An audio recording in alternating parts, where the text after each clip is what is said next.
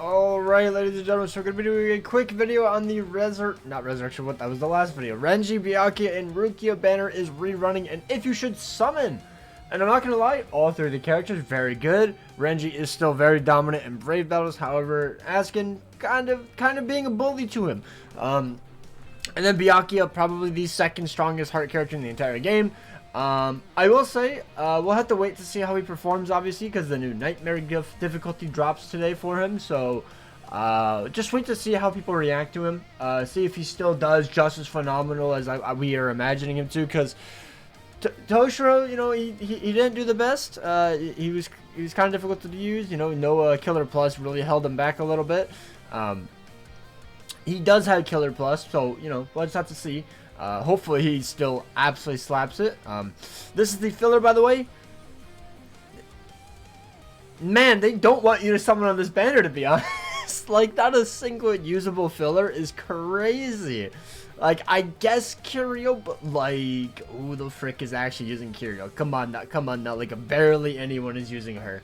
Like, maybe that one guy that's really into motherly figures, I guess is what I'll say. Anyways, this is the banner format. Step 1, 6, 11, 16, 21 is 150 orbs. 2, 7, 12, 17, 22 is 200 orbs. 3, 8, 13, 18, 23, you know, and then all the way down to 5 steps. Every 5 steps is a guaranteed feature 5-star. There is the other feature 1.5%, so do keep that in mind. So you could pull like a 2015 Uryu on the banner if you get unlucky. And then you have the New Year's special, choose a 5-star summon ticket. I think that lets you pick any 1,000-year bulwark character? Or is this just what they always call it and it's just a pity ticket? I actually don't know. I wish I could just check what the ticket gives. I wish you could just check that. Maybe it's hidden somewhere in here. I don't really know. They hide stuff very well in BBS, to be honest, and all the text and images and stuff. But yeah, let's quickly go over the characters. We're not starting on you. We're going to start on Byakuya. Probably the main prize of the banner. He is probably one of my favorite characters that have released this year. Visuals are amazing. Skills are amazing. Strong attack kit is absolutely phenomenal. 3K length beam into the 960, into the full screen SA3. And then his EX skill. I don't know the exact magnification or anything, but it gives him a barrier, which is pretty nice. He's a ranged human killer. Pretty much like the only one besides, I think we have Quincy Ichigo, but like, bit of a difference there. He has strong attack recharge time, minus 14%. He is weakening and paralysis on all of his strong attacks, including his soul bomb and his EX skill, which gives him a barrier. He has the team party Soul Reaper damage boost status on unaffected enemies of 30% boost. Berserker value of 60%, a bombardment +1. He has complete status immunity, debilitator +5 seconds, frenzy +2, increased status summon chance against humans +10%, poise break except brave battles, sharpshooter, SP boost at 80%, and weaken defense. On top of that, I think he has like havoc. Havoc sprinter 2, and then full stamina only, increased stronger attack damage +40%. He is an absolute monster. Besides the new recent Ichigo, he's probably easily the best heart character in the entire game, and he's very, very fun. Like, genuinely, like, he's probably one of my most played heart characters of the year. So, you know, besides like Tsushika, I think that's like the only character, but he technically released 2 years ago, so you know what I mean. Either way, very, very cool character, absolute monster powerhouse. Onto Renji. Now Renji, he's a bit of a different case. He isn't like the most meta dominant brave battle character. Like, I think he does fine against Sajin, but I think Sajin usually has the upper hand. Meninas, I think he does decent as well. But, you know, the main killer is him going against Orihime, right? That's like the main reason. Is this Human Killer Plus? Is that what that is? I think he is Human Killer Plus.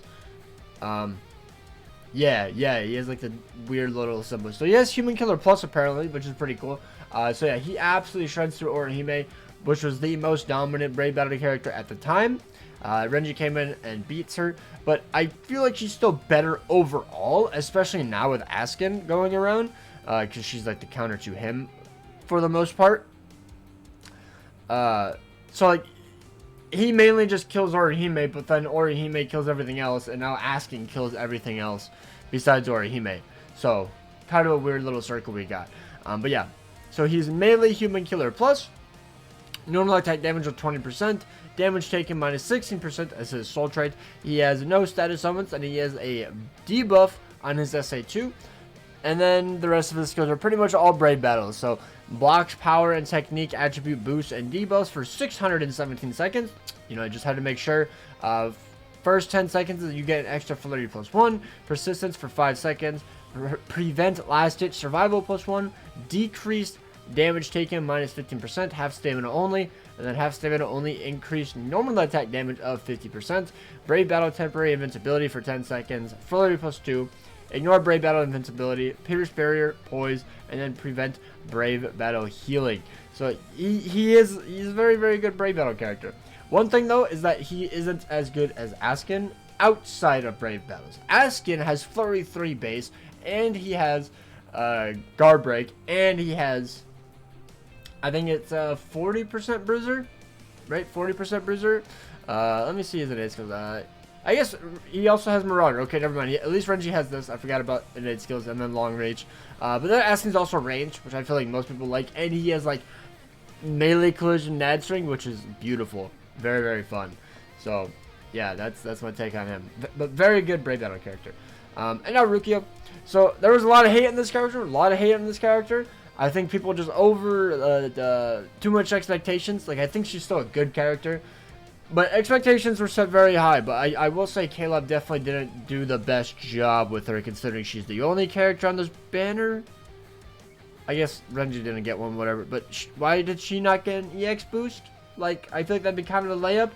Give her the 100% SP boost, and then that makes her like, and then it shows like her and her Bankai for a split second. I don't know. I think that would have been a pretty easy layup instead of just giving her nothing. But she's a melee squad 0 character, strong attack recharge time minus 14%. She has freeze and drain on all of her strong attacks, except for her SA2, because they gave her an SA2 boost for 0 reason.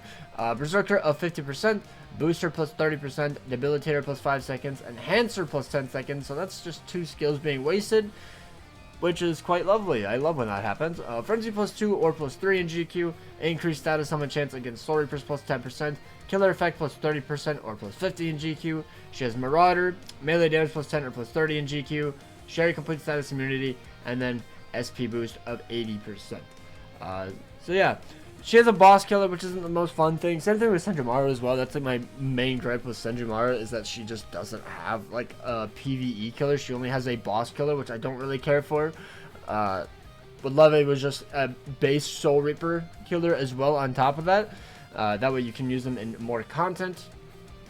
But it's fine, I guess. But yeah, only having Berserker, she needed like some full stam or some increased strength damage when you're at full stamina, or when you're at full stam you get more damage. I don't know, like kind of like how Byakuya has in his innate skills. I think that would have helped a lot. And then Soul Trait, I mean, she has the full stamina only, reduced strong attack cooldown minus 6%, havoc and special plus 1, mainly to make up for the fact of her SA2 being a boost, because it does have a longer cooldown time. And then it's also just like her strong attack kit. She has like Kenpachi's SA1, but she doesn't have anywhere near his damage, so yikes. And then her SA2, I actually don't imagine, I can't remember what it is, but, and then she has the SA3, that's like, is it 1160 in front of you? So it has a very far range in front of you, but like no back width, like nothing behind you. So yeah, everything is like in front of you. I don't know. I'm not the biggest fan of the kit. I think that's like her biggest downfall. She's still a great character, but mainly just like a Guild Quest character. And now I guess I'll say if you should summon, because I always forget to say this in these videos, I'm not gonna lie. I think it is worth it, because around January, you're probably not gonna get any meta defining characters, but obviously they have been changing that up quite a bit with how Caleb does his banners. So it kind of depends if you need a character for the GQ schedule. Like if I find here's the list. So we are on ranged human today. So whatever's coming up, let me zoom out a little bit. Okay, that was all a bit. After ranged human, then it's a ranged wrong card, then melee squad 0, then melee captain, ranged espada, ranged captain, and then melee a wrong card. So end of month is probably going to be either a ranged captain killer or melee a wrong card killer, if I had to guess. And then mid month is going to most likely be ranged espada, because melee captain is Senjumaru. So if you need any of those characters, or a new boss killer or a new guild quest character for that, that is up to you if you want to summon, but if I had to guess, that is what we are going to end up getting. But I think it is worthwhile banner. It's a very, very good banner in terms of like the 3 main characters. The filler's absolute shit though, so maybe just go 5 steps, test your luck. But Byakuya, Rukia, and Renji are all very, very meta. So it's up to you if you want to summon. I am personally going to skip. I have all the characters. Even though they're just 1-5, I will gladly skip. Kiryu, by the way, she's just a side guild quest character for ranged human. So she's a decent booster in ranged human. So I guess that's her use. I didn't forget. I forgot that she was even a booster. I'm not gonna lie. So I guess she is decent to pick up if you do summon, but I feel like you would much rather just end up pulling Byakuya. Uryu is a potion farmer. I'm not gonna go into all these kits to be honest. They're like really old.